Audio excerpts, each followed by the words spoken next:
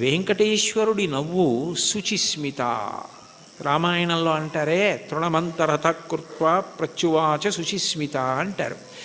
ఒక కన్నతల్లి పసిబిడ్డడి యొక్క అమాయకత్వానికి ఎంత శుద్ధమైన నవ్వు నవ్వుతుందో, ఎంత పవిత్రమైన నవ్వు నవ్వుతుందో, భగవంతుని యొక్క నవ్వు అంత పవిత్రంగా ఉంటుంది మనం చేసే అమాయకపు పనులు చూసి.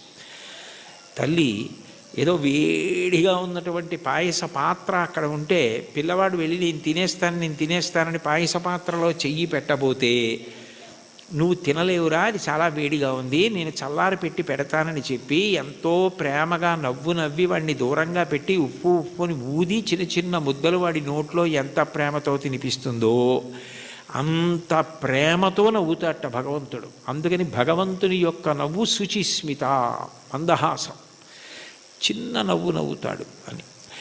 అందుకని మూకశంకర్లు